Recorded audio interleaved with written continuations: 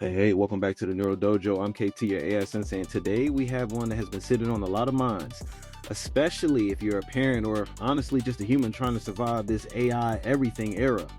We're asking, what does a healthy tech household actually look like now for real parents and real kids in an AI saturated world? For this binary banter session, you got me, KT, the AI Sensei. With me today, I've got Miss Across the Pond, Bella, straight no chase herself, Jules, and the baritone bully, my guy Jim, in the building. So let's get into it. When you hear healthy tech household, what comes up for y'all first? This is a big one. Oh, it's huge. And honestly, Katie, I think healthy is the operative word here. It kind of feels like we're constantly swimming upstream. Like the default setting is unhealthy until proven otherwise, especially with kids. Oh, Jules, that's a bit bleak, isn't it? I mean, to be fair, there are some genuinely brilliant things happening with tech that can, actually enrich a child's learning and creativity. It's kind of about how we're guiding them, I suppose, rather than the tech itself just being this big, unhealthy monster, right? Okay, so Bella's got a point, but Jules isn't wrong about the current either. We're in pretty uncharted territory here. History gives us a few guideposts on how new media gets adopted, sure, but the way AI is so pervasive and so personalized now, that adds a whole new layer of complexity to the family dynamic. Word up, Jim. It's not just screen time anymore, right? We're talking kids with AI companions, AI tutors, AI storytellers. This isn't passive consumption, it's interactive, sometimes almost intimate. For sure. So, for real, what does healthy even mean when that line between human interaction and AI interaction is starting to blur?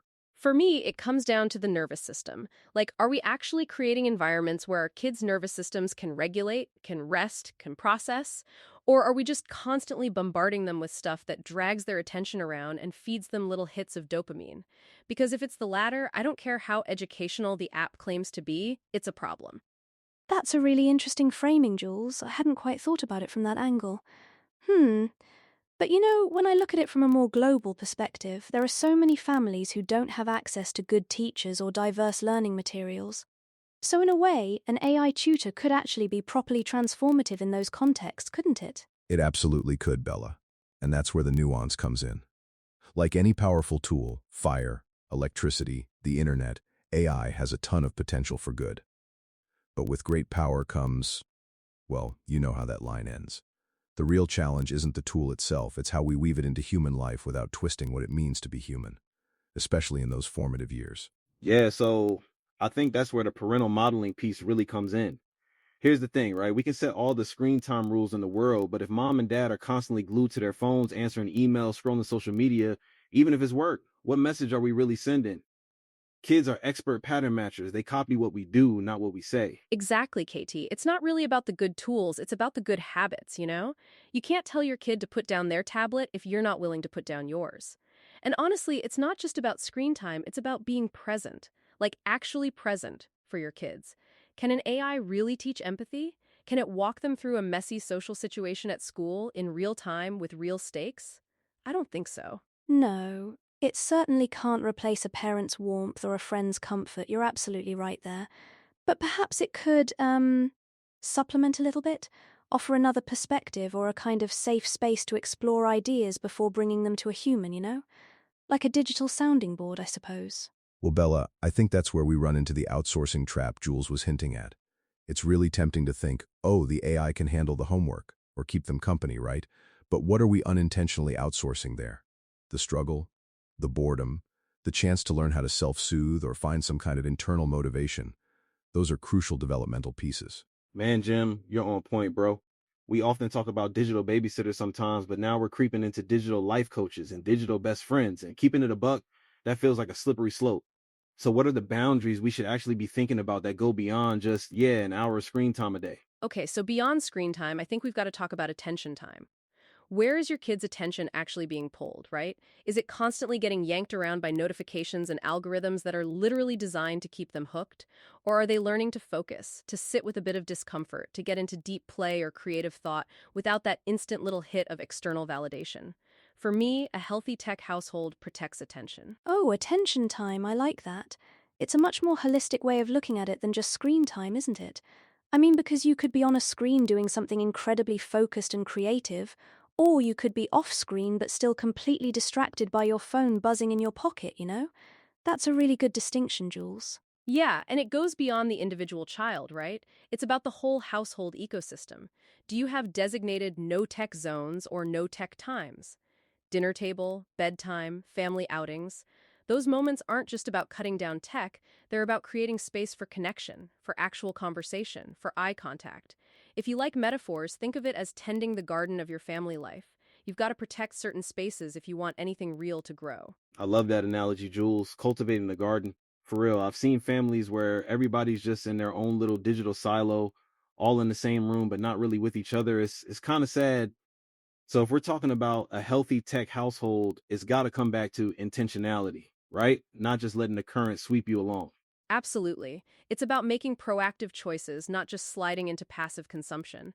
And it's about really clocking the hidden costs. We talk about privacy, sure, but what about the cost to their imagination, to their ability to handle boredom, to their capacity for deep, sustained focus without instant gratification? These are real neurological costs we're only just starting to properly measure. Okay, Jules, you've got me thinking rather deeply now. The imagination bit, that's a big one. I remember just sitting and staring out the window as a child, letting my mind wander, conjuring up whole worlds in my head. And I do sort of wonder if children today get that same opportunity to just be for a bit, without constant stimulation, you know? Yeah, that being you're talking about, Bella, that's where the nervous system actually recalibrates. It's where creativity sparks. We've got to make sure we're not constantly short-circuiting that process. Think of it like nutritional input. You can eat a whole lot of highly processed food that fills you up, but it doesn't really nourish you. Digital information can work the same way. Okay, Jim, I'm going to start calling you Mr. Analogy. You're speaking my language with the idea of processed food versus whole foods for the brain thing. That got me thinking with my nutrition-based fitness mindset. Okay, so if we're boiling it down for parents, it's not about throwing the tech baby out with the bathwater. It's about setting up strong guardrails, actually understanding the nutrition label of digital experiences, and most importantly, being the primary example. Is that what we're all landing on here? For me, yeah. It's remembering that the fundamental job of a parent is to parent, not to manage devices or curate algorithmic feeds. Our role is to teach, to model, to connect, to soothe, to guide. And no level of AI smartness can outsource those core responsibilities. Healthy tech households are defined by present parents, not by the latest gadget or the smartest app. But that's me. I can only speak for myself, Bella. What do you think? Right, well, I think you've really hit on something quite profound there, Jules. It is about recentering the human element, isn't it? Technology can be an amazing servant, but a pretty terrible master, particularly when it comes to raising well-adjusted children. We have to be the ones who are, actually in charge of our own digital world, I suppose, and then teach our children to do the same thing, then reinforce that tutelage in actual tangible practice. And it's going to take ongoing vigilance and conversation. This isn't a set it and forget it kind of situation. The tech changes, the kids change, the needs change. It's a continuous process of adapting and adjusting, always coming back to those core human values as your compass. A continuous process of adaptation with human values as the compass.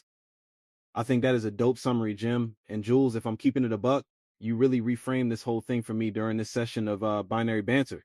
It's not just about what tech we allow, it's about what human experiences we protect and prioritize.